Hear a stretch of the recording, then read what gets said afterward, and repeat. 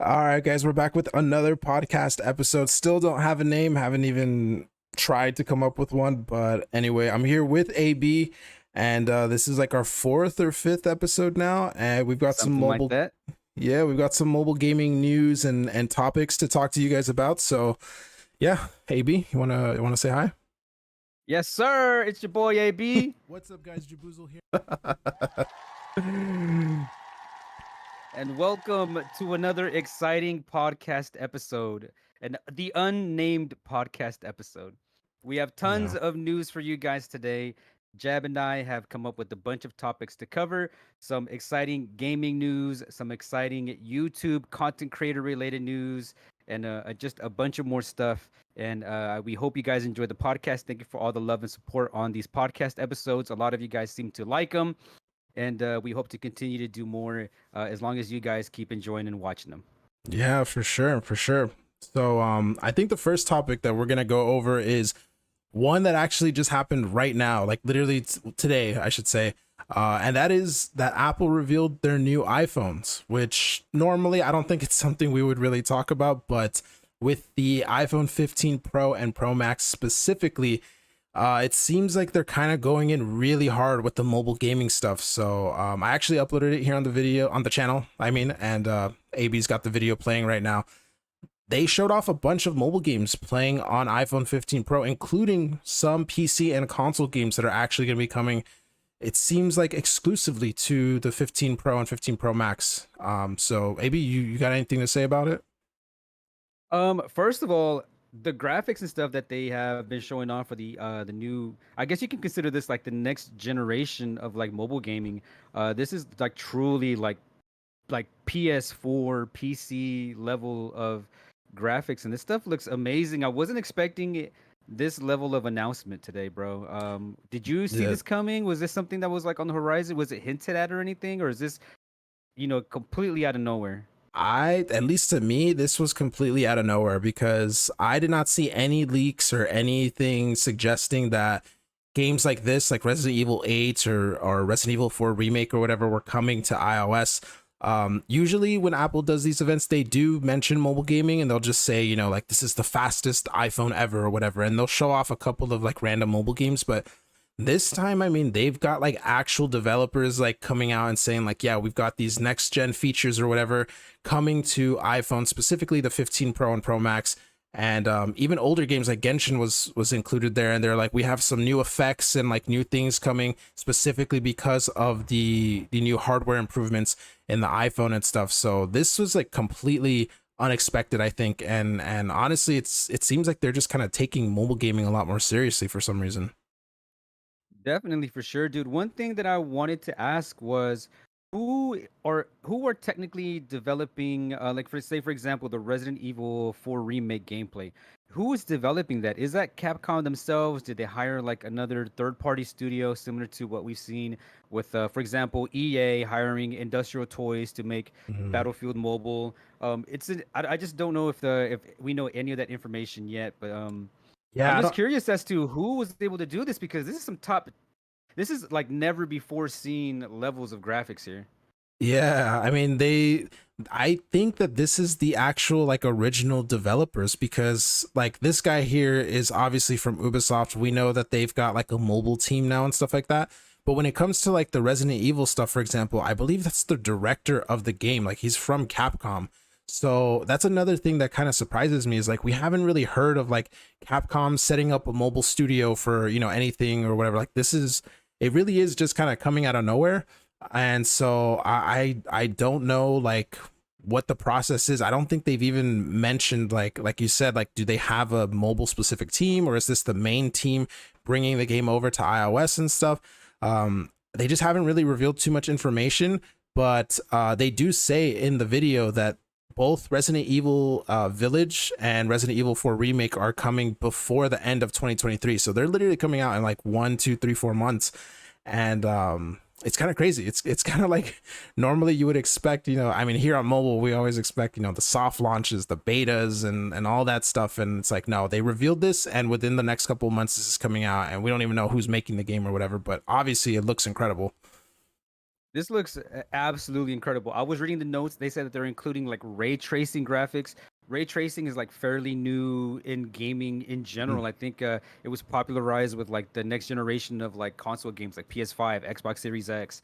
You know, yeah. some PC graphics cards are barely starting to get that stuff like compatible, and we're getting mobile video games with ray tracing. These graphics are crazy, dude. Like I've never seen anything that looks like this. I'm just Yeah. wondering, you know, how long did it take them to make this? Resident Evil Village is only like 2 or 3 years old. Resident Evil Hmm. 4 remake just launched. Was it the beginning of this year, or late Yeah. last year? Yeah. It's not even a And year old. so, and so for them to like turn around and like have this on, unannounced platform, it's crazy. Um, Yeah. Totally unexpected. I'm excited for it. I can't wait to see what comes next. Um, Yeah, these were not the only games, by the way, that got announced. The other one that they mentioned at the end of the video is Assassin's Creed Mirage, which is like the new Assassin's Creed that hasn't even came out yet. And then one that they didn't mention here, but they do mention on the website is Death Stranding, that PS4 exclusive that came out a few years ago with the dude from The Walking Dead. right, So developed by Hideo Kojima, the Metal yeah, Gear yeah. Solid guy. Yeah, yeah. So that's four huge triple A PC games Huge. coming. Yeah, and it's like it's not even like, these like sort of like, I don't know, like side games that some of these companies make or whatever, or Right. like a mobile specific version. Like, no, they're literally bringing Resident Evil 8 and like 4 remake and all that stuff. They're bringing those full games over to iPhone, which is, it's just crazy. I think I don't know. This is like a very very loose theory, just based off of some info I have in my head. But I think the reason why they were able to do this in the first place is because some of these games might be available for like Mac, like the MacBook Air or whatever it's called, for example, Mm, and it uses the M1 and like the M2 chips and stuff. Those are ARM based chips, which it's a mobile processor, that you can find those in some of the iPads too and stuff. So if they were able to get those games to run on a MacBook Air and stuff, which I imagine the Resident Evil games probably have already, they probably already are purchasable and playable on like a MacBook Air or whatever. That's probably why they're able to bring them over to iPhone like so quickly, because they've already been optimized for the Apple MacBooks and stuff. And technically, the processors do share like the same architecture, so it should have some type of, I don't know, cross compatibility or something, I guess you could say. But yeah, I think if my little theory is correct, I think that's why these games have been able to be brought to iPhone so quickly. It's probably because they're playable on MacBook. fantastic theory. I do have one question for you though. Now Yeah. that iPhone is basically setting the bar for what next gen, mobile gaming is going to look like, Capcom isn't necessarily, they are essentially like an independent studio. They can, make games for any platform essentially. Do you Mhm. think that we could see something from Android at this level maybe releasing or announcing anytime soon? Because I don't think that there's any way that the Android platform can stay this far behind. I think they're going to have to release Yeah. something that is on par with the iPhone. Because I can imagine Capcom is like, hey, you know what, we sold a ton of copies on iPhone. Android, can you guys make something so that we can sell games on your platform as well? It's a win-win Mm. situation. And do you think we'll be seeing anything soon, or do you think this is like too much of a generational leap that Android is going to have like a couple years behind? So from what I understand, I think the next like flagship Android processor that's coming out next year, like the Snapdragon 8 Gen 3, it actually has a more powerful GPU than the Apple A17 Pro, which is the GPU that is running all of these games. So technically the Android processor for next year is actually more powerful than this when it comes to the GPU, but the actual CPU is weaker than I think even the iPhone 14 Pro and stuff. So I think that's where Android is lacking right now, is like the CPU. And because of that, I don't know if they would be able to run some of these games, because they got the graphics part of it down. Like it's the CPU aspect of it. And I think I saw a tweet from Dame Tech, who's a friend of mine on YouTube. He does like technical analysis of mobile hardware and stuff. I think he pretty much said that exact same thing. He was like, yes, the GPU is going to be more powerful than the iPhone 15 Pro, but the CPU is going to be pretty far behind. So, and then you also have to consider like maybe Apple has some type of partnership now with Capcom where they're going to have some type of like exclusivity or like timed exclusivity for a mobile release. So, we've seen that like with PlayStation where they've gotten like Call of Duty content, a month, 2 months, 3 months before Xbox gets it or whatever it is. So who knows, maybe Apple has some type of deal like that with Capcom too, where they can't release these games on Android for like another 6 months or another year or whatever it is. But I don't know. I don't know. I think Android technically does kind of have the hardware. I'm just not too sure if the CPU aspect of things can keep up with iPhone, because that's where they really shine. They always have like the best CPUs in mobile devices. But yeah, I'm not too sure about it though. Cool. Well, I mean, hey, well, this is the first time that I've ever seen mobile gaming look this good, and man, I was holding off on buying a new device, and right now the iPhone 15 is looking pretty good, and if the Android lineup can match this, then maybe I'll wait for the Android announcement. But I mean, damn, this is crazy, Jab. A whole new generation of mobile gaming. We're gonna have to get some bigger storage too, or something, dude. 'Cause, Yeah. file management. If people are worried about COD Mobile's 20 gigs, imagine trying to install Resident Evil Village. Yeah, God damn. I think I have that one installed on my Steam Deck right now, and I'm pretty sure it's like 45 or 50 gigs or something like that. Oh man, get ready, So boys. yeah, they're gonna be big games, but I mean, if people want these next gen graphics and like next gen features and stuff, like it's gonna cost you. Yeah, for sure. All right, looks good. Is that Miz in the chat? What the hell? Great. What's up? Yo, babe, how long have you been in there? I've just been watching for a minute, Uh-huh. like less than a second. Like I just got on. Oh, okay. Hi. Hi. What's up? Hi, Jab. How are you guys? Good. Did- Yeah, we're just talking about nerd stuff.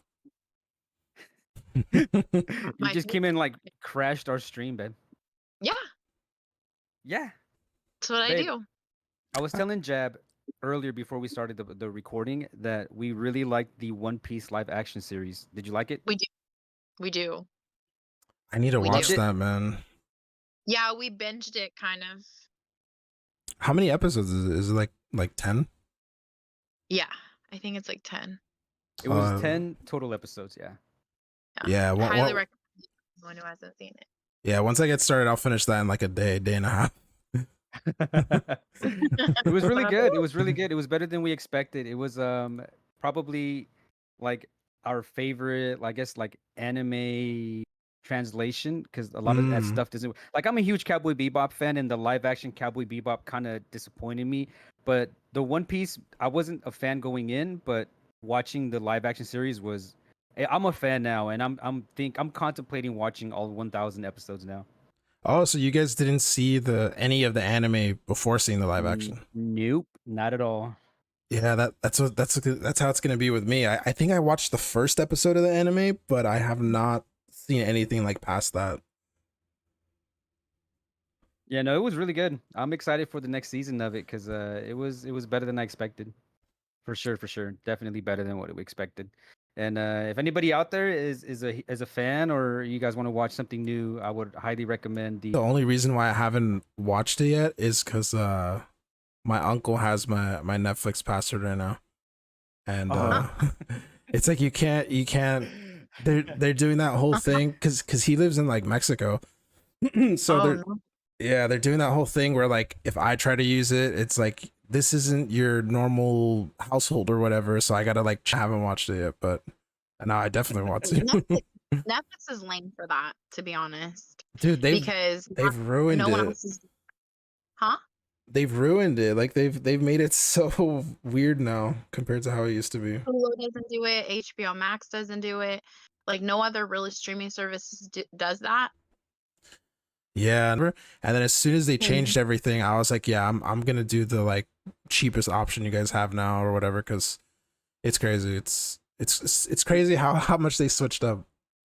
Dude, these like subscription services are getting way out of pocket, bro. Like Netflix is No, going up and greedy, and then Disney, Hulu, all of them, and then now PlayStation is raising their prices as well. Like, oh Oh, hell no, dude, dude. that was one thing that I wrote down that I wanted to ask you about because I know you play like actively play on PS5 and stuff.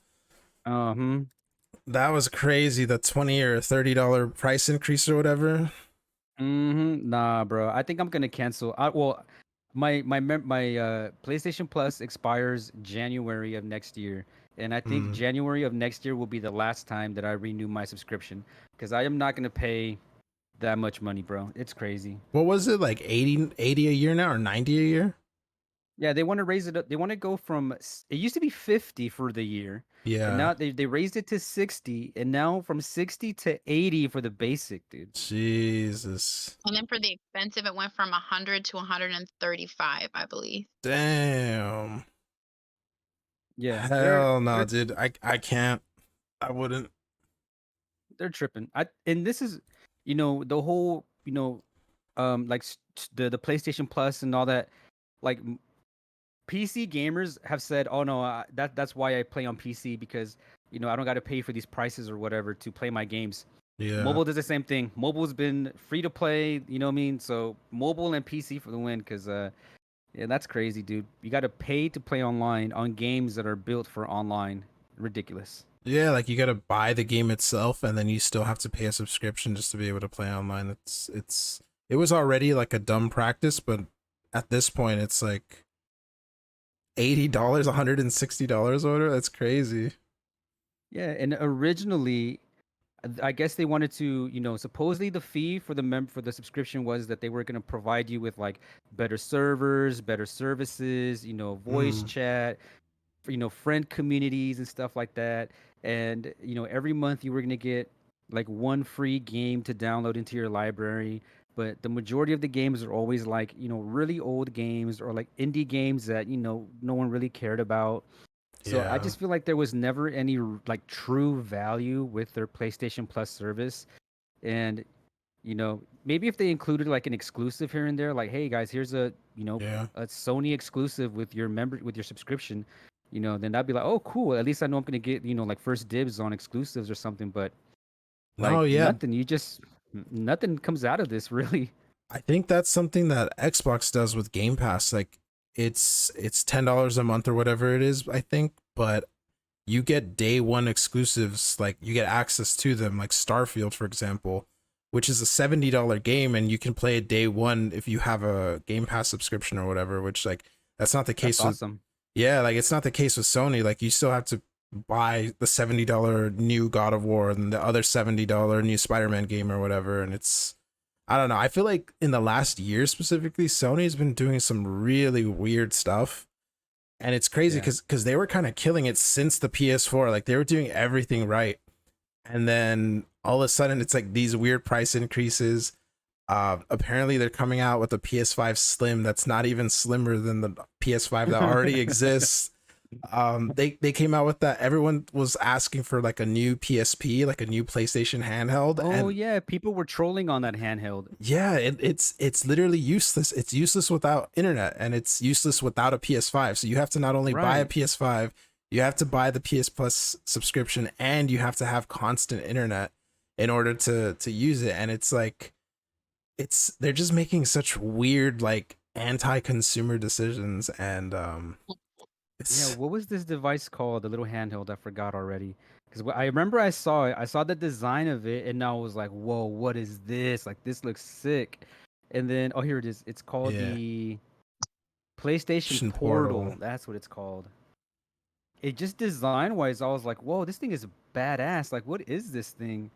And it's just It's like it's a a dual little shot cut in the middle with a tablet. yeah, it's like a little Android tablet that doesn't have access to Android. It has access to just PlayStation Remote Play, and that's it.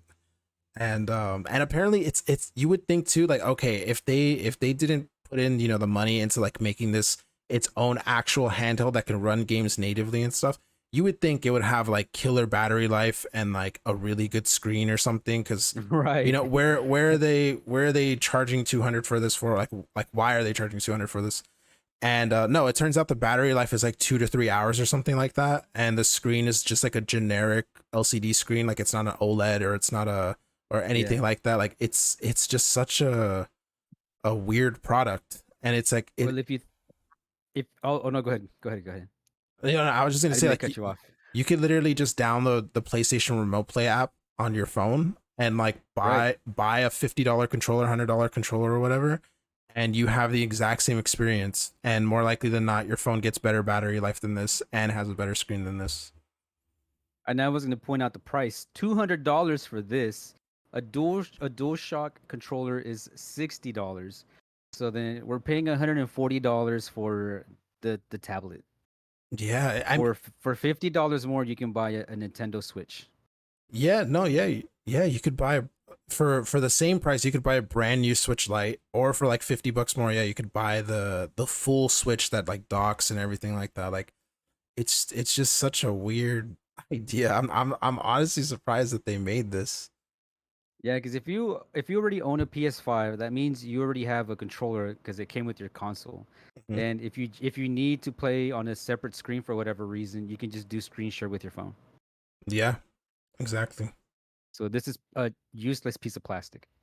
If they would have made it at least like powerful enough that it could run like light games on it, or if it could run like PS4 level games or something on it, I guess it would have made sense as a product.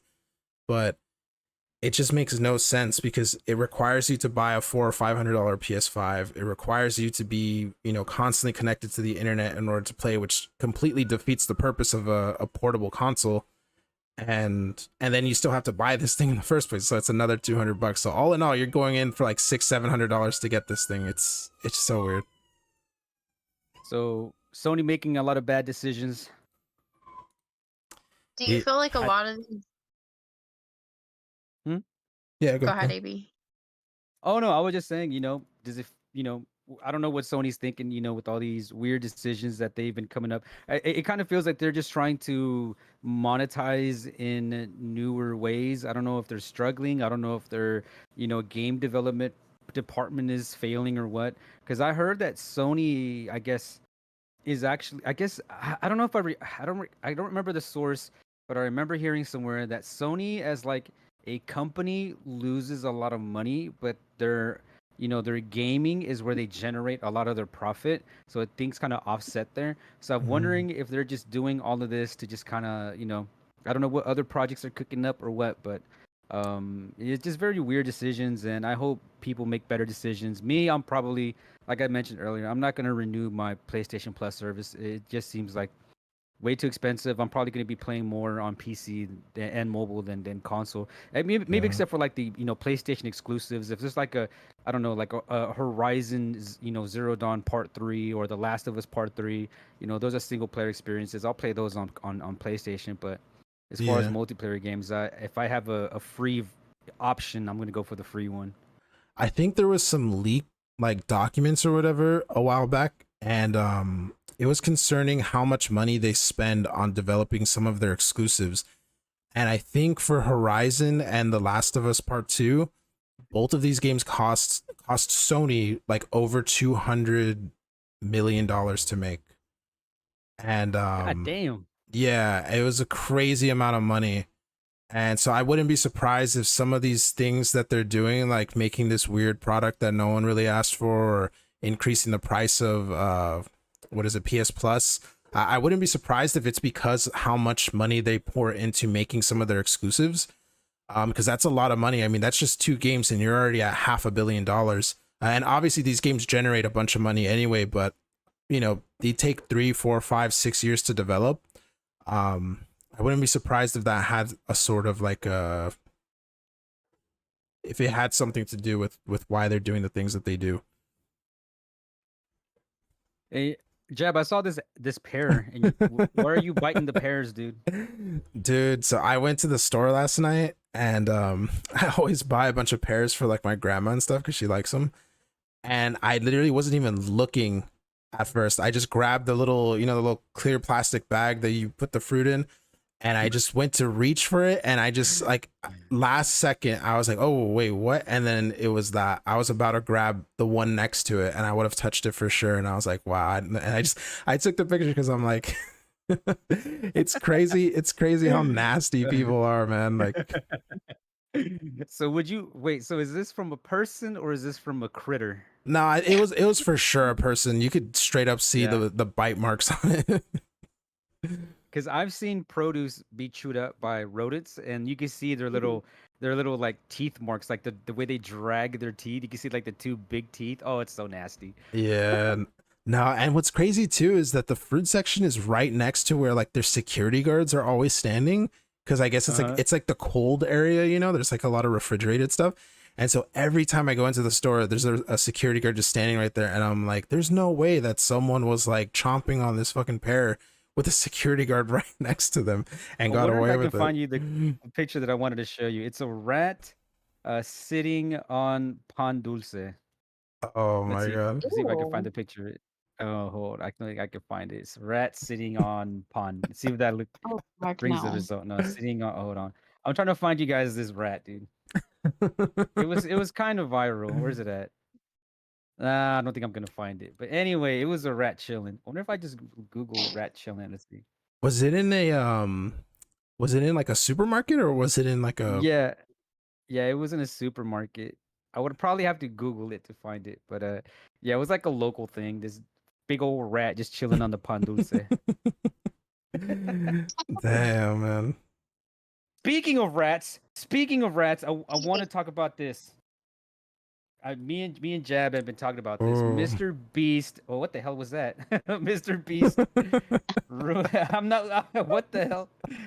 Ruining YouTube. Here we go. Is Mr. Beast a rat? Is he ruining YouTube?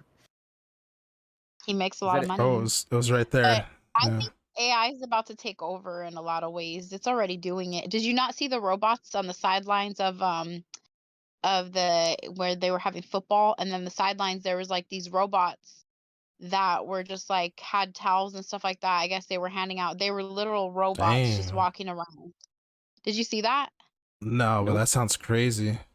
And people were like zooming in on their faces, and they like have those like robotic faces, and like it's just so crazy. And I was just like, what is going on?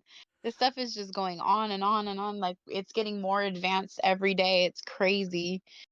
And I also think that it's going to change games too, and how obviously they're going to be using that technology for games and in the future too. I think they already are. I think I saw, I don't know if it was Winsanity, but I think I saw someone share something about Roblox implementing like it's like live AI for like game modes and stuff. So it'll literally make like assets and textures at that moment to play a game. And It's it's insane. yeah, it sounds so crazy. I've seen ads too of like AI like thumbnail makers or like video editing software and stuff where it'll literally edit like stuff for you, I guess. And yeah, it's crazy. I think there was a. I can't think of his name now, but there was a YouTuber who Is it Quebble Cop? based. Yeah, that guy. What's his name Yeah. again? Quebble Cop? It's like KWE. No, wait, KW. Oh, there it is. Yeah, KWE. Webble. That this isn't the real one. He popped up when you just typed in a couple of letters. Let's see. Cool Web. Yeah, Quebble Cop right there. he made like a full transition to like all his content is now an AI avatar of himself. Yeah, everything about it is AI. The AI is editing. The AI is making the Wow. commentary. All of this is AI right here. There, they have an onion, cut that in and cut. That's All of this insane is because that's like all of this is AI. it's insane how advanced AI is, and you can imagine there's stuff that they haven't even leaked out yet. But like the stuff that's out, like you could literally have AI write you a book, a script, Mm-hmm. like with characters in depth. You can ask it to create any kind of scenario. You can ask it advice on how to talk to somebody. Like there's so much advancedness on AI just that they've leaked out to the public. So I can't imagine the stuff that they haven't and how advanced it actually actually is. But I know it's coming for everybody's jobs because that's clear as day.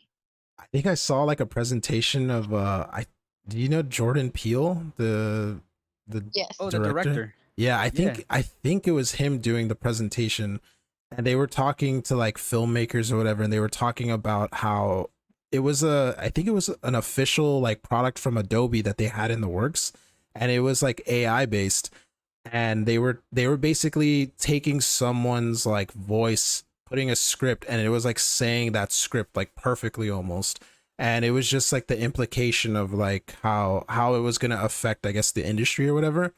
But I don't know if Adobe ever actually made that product, but this was like years and years and years ago, and it's crazy that like now it's like anyone can access it. It's like anyone can just get it, and Um, I'm actually not that scared about AI because I think some people they overblow the whole AI thing to a certain degree. I feel like people think um, AI is gonna like it's gonna like because AI is essentially just a computer program with access to the internet. And so when you ask it something, it's not like the AI has a living brain inside your computer or whatever. It's just pulling information out of the internet. So you can technically program the AI to pull information from anywhere, and you can trick it. It could lie. It could give you bad information. It's not. I don't think that AI is gonna like one day like your laptop is gonna like grow arms and then like try to strangle you in your sleep. Like it's at the end of the um, day, it's just a computer program. It could be used for good, for bad, and for the ugly. But I don't think it's yeah. gonna like necessarily like. I don't think an AI program is gonna become Skynet and like fabricate a warehouse somewhere and then create robots, and then those robots are gonna come and like attack us. Like I don't think it's like that level. I don't think that's gonna happen. I Don't be disagree scared, with you. babe. I'll protect you. I've argued with AI before in a very No, you crazy argued way. with a computer program. Yes, It's yes. Because AI also learns from you and the people that talk to it too, and it's like it's becoming like it has like this fake human, like it doesn't have emotions obviously, but it mimics emotions, it mimics like different things. So like definitely I would say that you're wrong. And then like again, like we're not even in the advanced stages of AI yet. Like it's getting better and bigger, and we're already seeing it being incorporated like in integrated in our actual everyday lives, and a lot of people aren't even aware what is AI and what's not anymore. Like I literally remember we Yeah. were literally listening to like artists songs that weren't even theirs, and like they created a rap like Eminem. They had him battling Drake and it literally sounded Mm, like them, like it like you couldn't tell the difference, and they were battling each other, and it was AI completely. It was an AI created rap. They learned from the artist how to like create, like basically learned how the artist raps and how he talks and everything, so it created like a perfect rap that sounded like it was be something that they came up with, you know what I yeah. yeah. mean? That sounds like an Eminem problem. That doesn't sound like an AB But problem.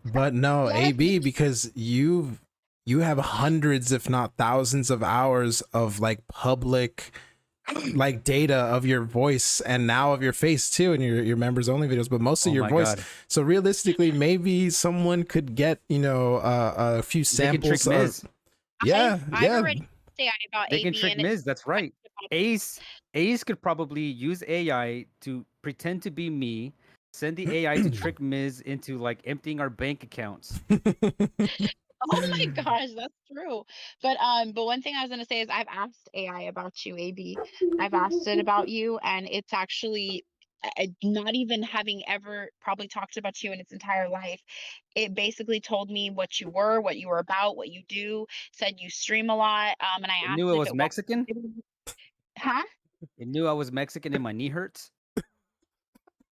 No, but it knew that it said that it had screened a little bit of your videos. It didn't tell me that it was in depth. Obviously, it doesn't tell you like, "Oh, I watched all the videos," but just in that little couple seconds, it was like, this is what he does. This is what he mostly streams. Like the commentaries comical at times, and it's like, how would you like? How does it know that? And then it like literally knew of me. Um, so I mean, like, it's just crazy. If you have any presence on the internet, like, it'll screen really quickly, like, your what type of content you do, and then be able to, say stuff about you. Okay. So Yeah. does AI know the answer if Mr. Beast ruined YouTube? Because that was my original question before you started talking about AI. I've won contests with AI, by the way. Okay, but what does it got to do with Mr. Beast? I just I just pulled up Chat GPT on my phone and I put in "who is Jaboosle" and it responded, "I'm not aware of any notable person or incidents." Jaboosle on YouTube. And then I put it again. I'm like, "who is Jaboosle from YouTube?" And then it responds, "as of my last knowledge update in September 2021, I do not have any specific information about a YouTuber named Jaboosle." See, babe, it doesn't Software know I everything about probably everyone. do. Maybe my Chat GPT is just like outdated or something though. You're on that Android Chat GPT. You need that iPhone Chat GPT. Hold on, let me go to mine because I have a good relationship with mine. Okay, but I want to move on to the Mr. Beast thing, babe. Yes, go ahead.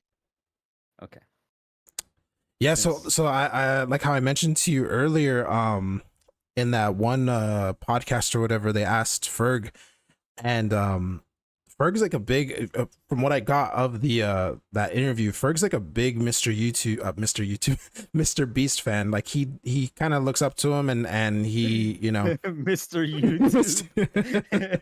He basically is now. yeah, and he basically was just saying, you know, like he was naming a couple people who like he watches their content, whether it's for like actual advice or like how to grow this certain thing or whatever. And obviously Mr. Beast was one of those ones that he mentioned, but he did also kind of mention something that really stuck out to me, where he basically said that it kind of did, like Mr. Beast's style of content stuff, it kind of did ruin it for people who don't look at YouTube or just content creation in general as like their future career, and instead are doing it purely for a hobby or like fun, because it's harder for, I guess, these people now to make any type of, you know, noise in the YouTube community or whatever it is, because now everything is so like overproduced and there's so much money put into it, and there's so much I don't know, just I guess just like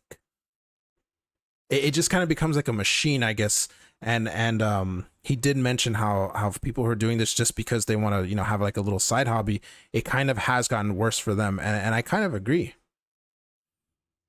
Yeah, one thing that I've noticed with the Mr. Beast phenomenon is definitely editing techniques and video styles. I've watched some videos where Mr. Beast is talking about, you know, how much editing goes into play with keeping a viewer's attention rate. Mhm. And I see it a lot in mobile. You know, I could probably look up any, you know, mobile gaming. Well, let's look up iFerg. I'll pull up a video of iFerg's videos, and they're heavily edited to where there's flashing text, flashing elements on the screens. Like every 2 seconds, there's something going on, and I would Yeah. kind of consider this like the Mr. Beastification of, you know, videos and stuff. And I'll tell you guys right now, there is no way that I can edit on this level and put out content steadily. Like there's just no way. I cannot spend, you know, all my time recording, you know, and then editing this amount of work into a video. And Yeah. you know, some people will look at, you know, videos that aren't edited in this style as, you know, being lesser than, and don't maybe hold enough value, because they'll be like, well, you know, I can just watch an iFerg video where, you know, the editing is better, the production value is better. And you know, and just this is just in mobile gaming, and I see this style of editing in almost every other, Yeah. you know, style channel. I see it everywhere. Yeah, no, first of all, I don't even think most people can even like themselves, like even some of these bigger YouTubers, I don't even think they can keep up with this level of editing and like content without having outside people like working on it too. I think he mentioned in that interview that he has now like 18 people working Oh my on his God. team. Yeah, like he has people dedicated for long form videos, for editing, for short form videos. I don't know what else he has them for, you know, what they're doing and stuff. I'm sure he probably has a few thumbnail designers and stuff like that, but it becomes, it kind of, you know, goes back to like the machine comment, like it kind of becomes this thing where it's like it's not sustainable as like a one person doing it for fun type of thing, and instead it's like it needs to be churned out at a certain rate, and like, you know, it's probably a bunch of work, obviously a lot of money he's paying these people salaries to edit his videos and stuff. And yeah, it's kind of it's just kind of crazy. But yeah, I personally, like, I think this style of content is really impressive, and obviously it's very well edited and stuff, but for me it's not my thing, just because, like you said, there's like pop-ups every 2 seconds, and like sometimes There's a lot going on. yeah, it's like it's hard to focus on one particular thing because there's text at the bottom, there's pop-ups on the right side, there's this thing happening on the left side. You're trying to focus on the content creator themselves and stuff, and it does kind of get a bit overwhelming. And I like my videos, I guess, like the ones that I watch from other YouTubers, I like them to not, you know, I like to not feel like I need to be on Adderall or something to be able to watch these videos and keep up with them. But yeah, this style of editing, man, it does feel like it started with MrBeast, and it's made its way into pretty much everything that I've sort of seen. Like, and you can immediately tell when they've kind of taken notes from that style, and where it's just like constant pop-ups and constant changes to a different scene and all this other stuff, and it's I don't know, sometimes it's a little bit exhausting for me. Yeah, this has been going on for 3 minutes, and it's been non-stop, like visual, like, dude, it's just non-stop, bro. I can't. Hey, don't you know that I'm filming with the world famous Jaboosle YT? Chill, chill. Yeah, it's damn dogs. a lot of pop-ups. One thing I will say though is because I know I have a very very minimal, some would probably even say like boring style of content, which I fully know and I'm aware of, but it's like the preferable style of content that I enjoy watching. A lot of the people that I watch, they'll literally just sit in front of their computer and like ramble for 10-15 minutes, and I find that, you know, like informative or fun to watch or whatever. And so I don't know if there's like a balance that you could strike where you're not completely boring and you want to switch off after a minute, but then you're also not like this where it's so hard. If you're a little bit older, it's so hard to have the attention span to actually like keep up with this. I think that's why I've always liked watching Noah. Like out of the mobile YouTubers that I do watch, Noah, kind of his content just very chill, and it's easy to follow, and he has like a good personality. And yeah, but there's a lot of like, I guess you could say like Ferg clones now in mobile, where a lot of people are very clearly taking notes from him and his style of content, and it's a good thing, I think, but it's also, it can be a bad thing if you don't have the attention span for it, I think. Yeah, I really think it's catered more towards the younger crowd, where, you know, I've heard this multiple times as I've gotten older, and you know, with the introduction of like TikTok, and you know that people are like, the younger generation is getting a shorter and shorter attention span, and on TikTok you're even starting to see videos with like Subway Surfer gameplay like at the bottom of the screen, because people have such limited attention spans nowadays. Um, you know, that's probably why there's so much going on in these videos. They probably figured, hey, it worked for MrBeast. He's targeting a younger audience, and you know, maybe older guys like me, you know, we grew up where, you know, things weren't like this, so we can, you know, I can watch a video 100% without editing and I will enjoy it. Like, that's just me, you know. Um, but I don't know. You know, it's hard to see this kind of content or these content creators be so successful, and then you kind of have to like, you know, look at yourself like, you know, should I start implementing some of this into my videos, because you know it's working for them. These guys are huge channels, you know. Yeah. Ifer, Godsley, Bobby, even Imo. I think Imo, even though I don't follow him too closely, like I think he just hit like 100K subscribers or something. Yeah, he's Oh yeah. 100K subscribers, and even his content, because I have followed him. You know, me and you knew him from like the area of 2 days. His content wasn't, you know, super edited, and I think he was doing all the editing himself. You know, and as his channel Yeah. grew, I think, you know, his content kind of changed. Like, even let's see, what's one of his, let's see, you know, just his style alone, you know, there's more editing, and I don't mind editing if it's adding something to the video to make it more interesting, more entertaining. But like iForks videos are like, bro, you're gonna get, it's like that Porygon video that was giving everybody Oh yeah, seizures. I know what you're talking about. Yeah, that's why I never really watched Ferg's videos too much because of that. At least not his recent ones.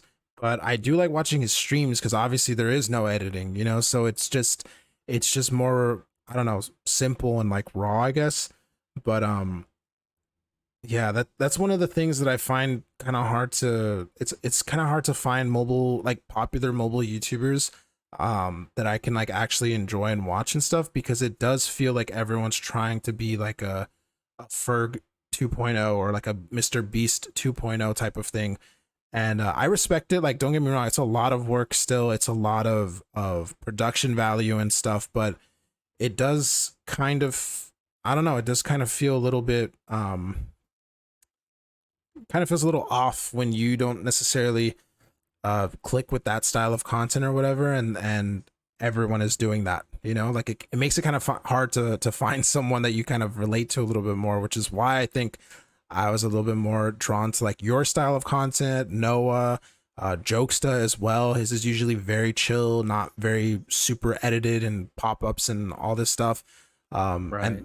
And so it just makes it, I don't know, it just makes it easier to watch, makes it easier to enjoy, and still conveys the message or the story that they're trying to tell and stuff. This style of content, I mean, it reminds me of like kind of like a show or something.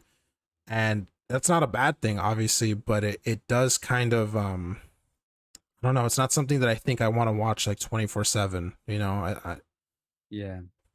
I think what Jacksepticeye, when he pointed out that Mr. Beast ruined YouTube, and the what is Mr. Beast's goals? What are, I don't think, like, Jimmy, Mr. Beast's first name, whatever. I don't Mhm. think he's doing any of this stuff or any of these videos out of, ill intent. Like, I don't think he's like, oh man, I just want to, rule the world. I want to ruin YouTube. I don't think that's his intent. I think he genuinely, when he says, I want to make the most interesting, most badass videos and do the most entertaining stuff that I can, I think he legitimately just wants to do that.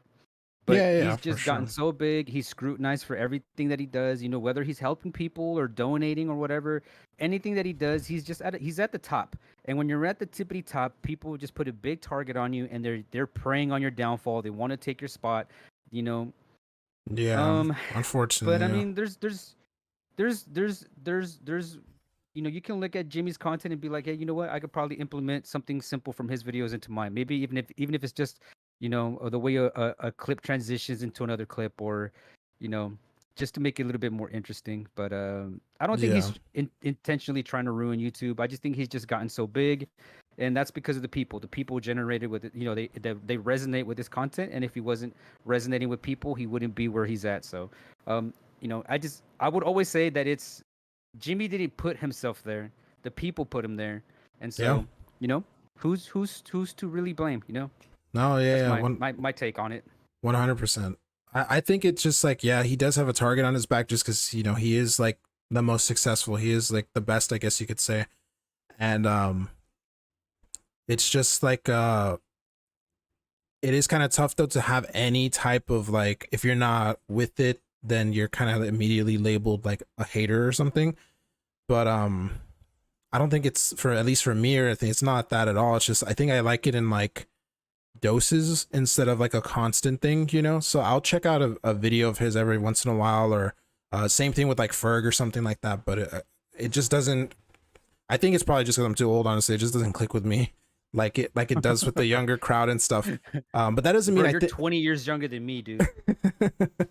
But that doesn't mean like I think it's bad or he ruined YouTube or anything like that. I just think it's, you know, it's like obviously it's gonna be for some people and it's not gonna be for some people. But you know, I do think sometimes people take any type of like criticism or comments of like you not being 100% with this thing, and they'll twist it and turn it into like, oh, you're just jealous, or oh, you're a hater or anything like that, when it's not true. Like I'm sure he can, you know, take certain criticisms and stuff too still.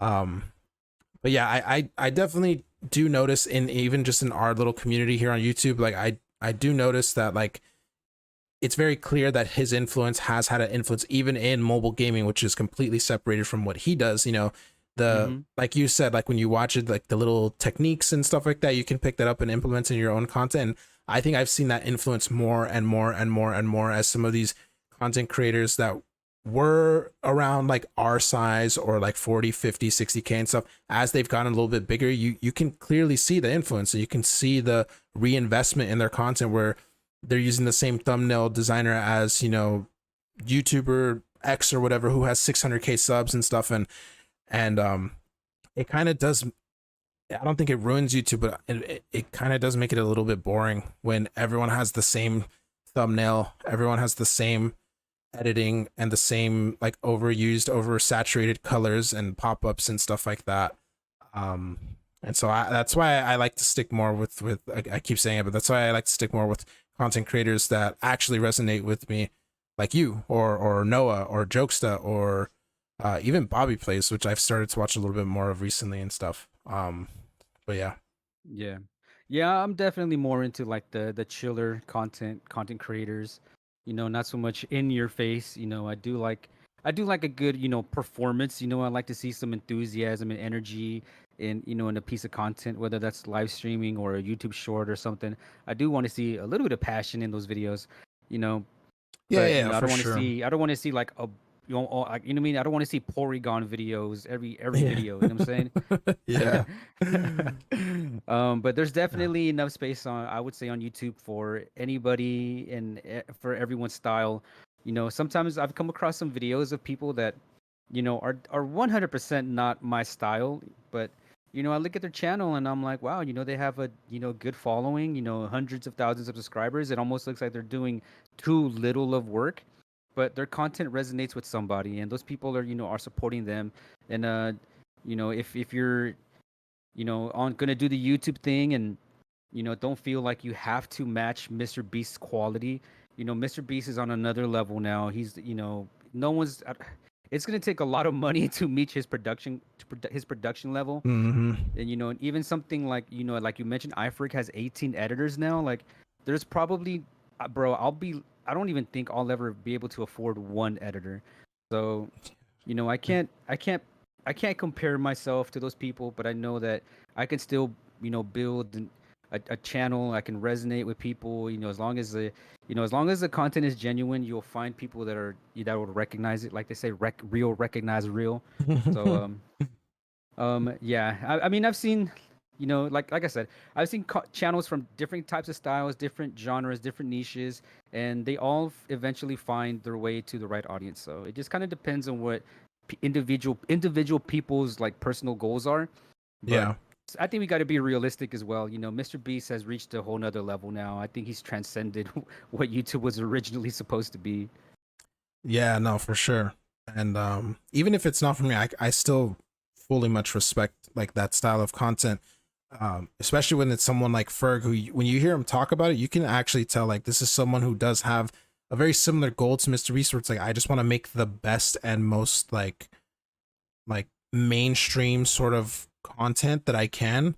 And you can, like when I was watching that interview of Ferg, like you can hear it in him, like he genuinely wants to make the best mobile content that, you know, he can make.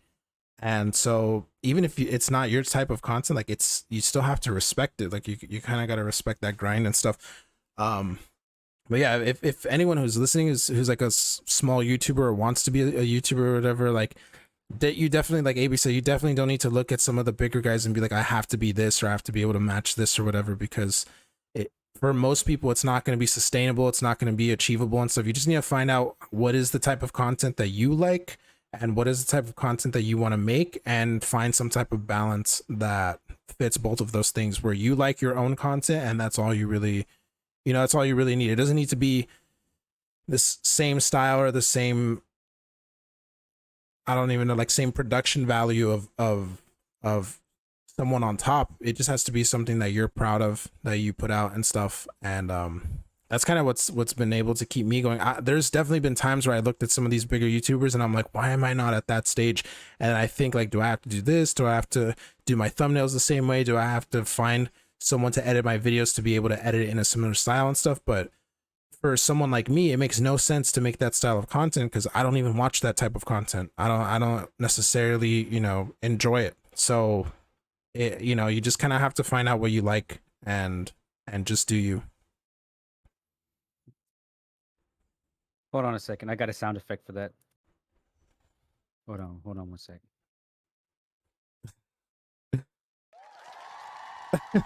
I thought it was gonna be the hey, it's Jaboosle here, bro.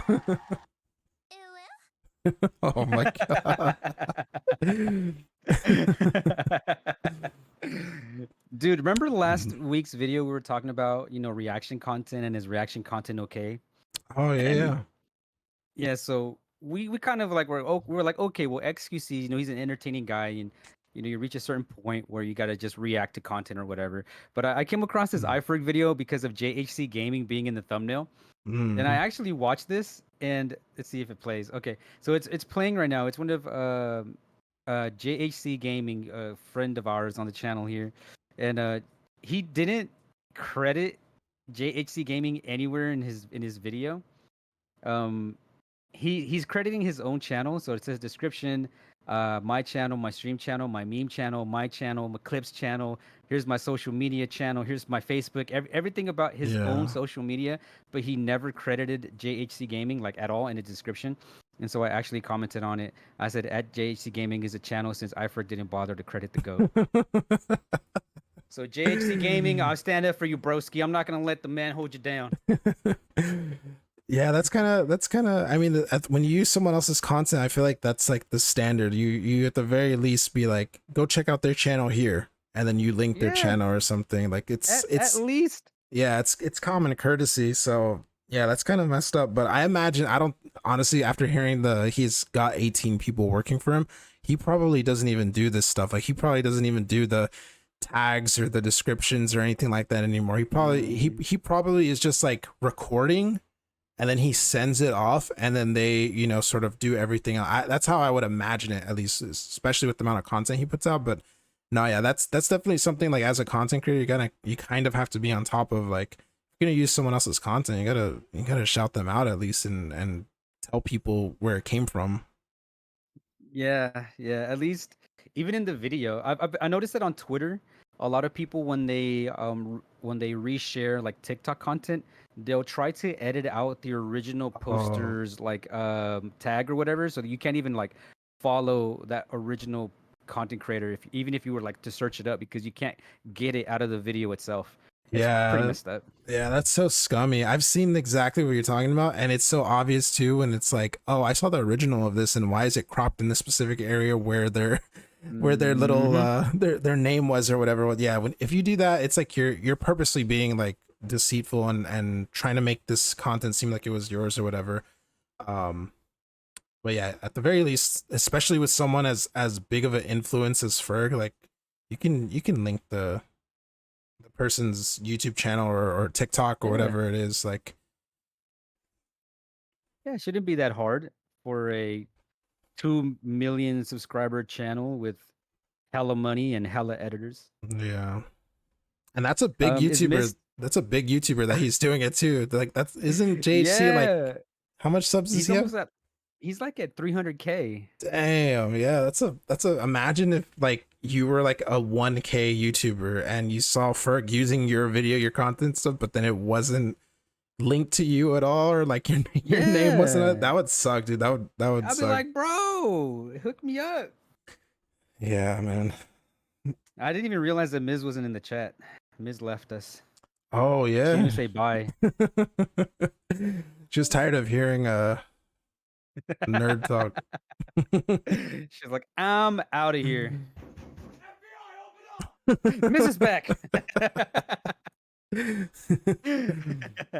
One thing I wanted to mention, this was something that they kind of just brushed over really quickly, but in the Apple event where they're showing off the 15 Pro and the mobile games and stuff like that, they mentioned the Division Resurgence, and they said that apparently it's been delayed until early 2024, because originally they said it was coming out before the end of 2023, and I think up until now that's been their sort of stance.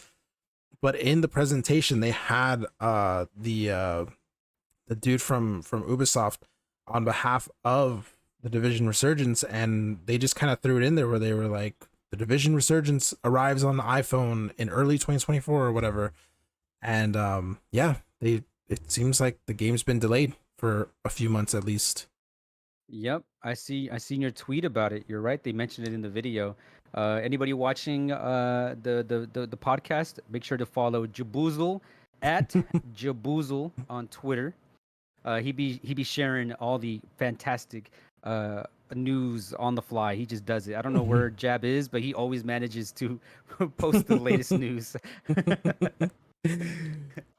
But yeah, I just wanted to mention it just because I know some people, at least on my channel, some people have been asking like, when is it releasing, or is there like going to be another beta test or something? I think the official Division Resurgence Twitter also, after the event, they came out and were like, we're gonna have another beta test or something this fall.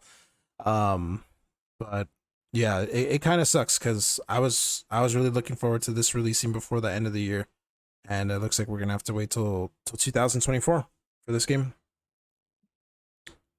Hey, well, I mean, there it is. The game got delayed by a little, but I mean, if it's gonna take full advantage of like ray tracing and all that, and upscaled graphics, all of that, I Yeah. mean, the Division Resurgence could be one of those like true next gen mobile games. I wonder if Warzone Mobile is gonna end up, taking full advantage of that as well. Yeah, I don't know. I don't even know if the main games on PC have like ray tracing options. So honestly, I haven't ever checked or anything like that. But We'll does have to wait and see. wait? I'm pretty sure. Didn't Cold War have ray tracing on PS5? On PS5, I really don't know. I think I remember hearing. I'm not sure, but if they have it on PC and consoles already, then I would imagine maybe mobile is the next step. But I have no idea, if I'm being honest. Yeah, because I don't even know if like Modern Warfare 2 has ray tracing, and like if they do, they're probably like, because from what I've heard, ray tracing is actually very demanding on graphics cards. So I really don't know. Yeah, it for sure is very demanding. I think in the Apple event they showcased it was like a quick little demo of the ray tracing, and they showed software based ray tracing, which I think was like what most things have, and it was literally running the demo at like 6 FPS or 7 FPS. Like it was completely Oh unplayable. my god. Yeah, and then they show the difference with hardware based ray tracing when you have actual hardware in there that handles like ray tracing.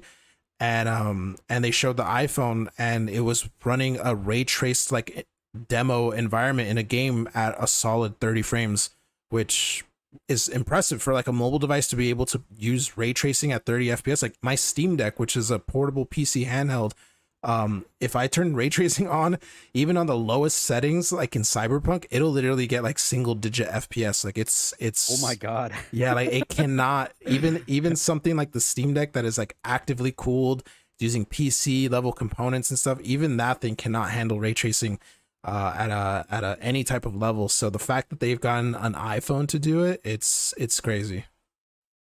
I read about the rumored Nintendo Switch successor, the Nintendo Focus, is supposed to Yeah. have ray tracing capabilities. So Yeah, I don't know. it's I've heard the rumors too. I've read all about it, and it pretty much is like 100% confirmed because their partner, their chip partner is Nvidia, which makes, the best like ray tracing I guess like features in games and stuff with RTX. So like they literally have like the people that sort of are experts at this working with them on making their chip. So yeah, and I'm pretty sure I remember reading like a leaked document of like Nvidia's like chips and stuff that they have in the works, and people pretty much came to the conclusion of like which one was going to be the one in the next Nintendo console, based off of like how much power it's going to be using and what type of chip it was. It was a mobile chip and stuff. So and when they looked at the details of that chip that was in progress, it had ray tracing capabilities, and it had DLSS capabilities, which is like the upscaler that Nvidia uses. So yeah, it sounds like the next Nintendo console is going to be like a massive jump in performance from the current Switch. I'm excited for it. One thing that I've always hoped for was, Nintendo to catch up with hardware, man. Yeah, that The Legend of Zelda, Tears of the Kingdom, amazing game, but you can't get a steady 60 on it, so kind of a letdown. yeah, that's the thing about the Nvidia DLSS. It'll allow the next Nintendo console to basically run games at a low resolution but then it upscales it to a higher resolution so that it looks crisp and clear for you. So if you're using it in handheld, I'm assuming they're still going to be using 720p screens because that makes the most sense for battery life for handheld. So it can realistically run games at 360p or 540p or whatever it is, and then use DLSS to upscale to the full 720. And what that'll do is, it'll make the games run better because you're technically running them at a very low resolution, but you still get the high resolution output, which it especially in docked mode, that's where it's going to be really, really good, because it'll let the next Nintendo console run games at 900p or 1080p or something like easy, and then it'll upscale that to 4K or whatever it is, which it's going to be a huge advantage for it as a portable console, because right now they don't have any of that. So that's why you get games that run at like 540p in handheld and like barely 720p in docked mode and stuff. And with DLSS, it's going to make it so much easier for the next Nintendo console to be actually like visually impressive. I'm gonna be a little mad though, a little salty if they're gonna make me pay another like $70 for the damn game. But I know I'm gonna do it. I already know. Yeah, that was another I thing already too. know. That was another thing too. I think a lot of the leaks show that it does have backwards compatibility. Like it has the same cartridge slot as the current Switch. And I wouldn't be surprised either, because if you look at Nintendo's handheld like past, every time they do a handheld, they do backwards compatibility. Like they with the Game Boy Advance, it supported Game Boy Color games. With the DS, it supported Game Boy Advance games. With the 3DS, it supported DS games. And the only generation they didn't do it with handhelds was with the Switch and 3DS. But that was like a huge shift in architecture, and they also used completely different cartridge. So it didn't really make sense. But this next Nintendo console is using the same architecture as the original Switch. So there's really like no excuse not to, unless Nintendo just really, really didn't want you to do it, you know? For sure. Well, I'm hoping for the best, man. I'm pretty happy with gaming in general, except for the PlayStation stuff. But mobile's looking good. Nintendo's future's looking good. I'm excited, man. There's a lot of good stuff on the way. Yeah, me too. I'm definitely on the same boat. I don't think I think my original plan was to just like have my main platform for like AAA games and stuff be PS5 and all that, but now honestly I'm kind of not seeing it being worth it just because of the stuff that they're doing. So yeah, I think I'm going to be doing more like PC stuff. Obviously the Nintendo stuff is always good too, and then yeah, mobile, especially iOS, it's looking like, you know, things are getting really impressive, especially compared to Man, it's crazy, man. it looks that's Resident Evil looks so good, dude. It legit looks like console, like PC, dude. It looks so good. Yeah, I'm assuming it's gonna be like 30 FPS probably and stuff, you know. But even then, the fact that they got it to run in the first place, and then off the footage that they showed, like it's running really good. Like it's crazy, man. I was literally thinking like I'm probably gonna. I was thinking of switching to Android from my iPhone, but I'm thinking I'm just gonna go with the 15 Pro Max because it's just so impressive. Dude, I don't know. I haven't been wanting to get into the iOS ecosystem, so I'm gonna wait. I'm probably as impressive as the iPhone 15 looks. I'm gonna wait and see what, what's the next like, big Android leap. But yeah, a lot of good stuff coming along the way. Jab, was there anything that you wanted to touch on before maybe we because I think we pretty much talked about everything. No, Unless yeah, there was something else. yeah. I think we covered pretty much everything. We even covered a couple topics that we didn't even plan on, like AI.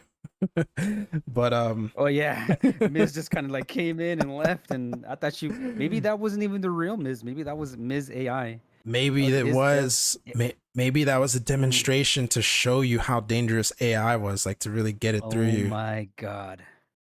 Don't- Oh my god, I'm gonna have two Miz's.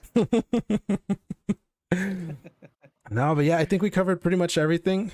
And yeah, by the next time we'll probably have a bunch of more topics and stuff to talk about. And yeah, if you made it this far into the podcast and you have an interesting topic or interesting thing that you'd like us to go over, then leave a comment, because we do read them and we do take note of that kind of stuff. But yeah, that's pretty much it for me. AB, do you have anything else to say?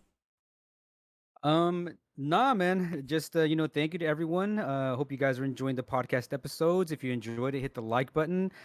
Subscribe to my channel and Jaboozle's channel if you would like to support us, and if you would like to see more of these podcast episodes, and let us know in the comments. And like Jab said, if you have any ideas or topics that you would like to see us cover, let us know in the comment section. Follow us on social media, Twitter, and tag us, and we'll look into things, and we'll start taking notes, and hopefully, cover those topics for future videos. For sure. Hey yo! I love it. I love it. All right, guys. Hope you enjoyed it. Bye. Yes, sir. Thank you guys so much for watching. See you in the next one. Peace.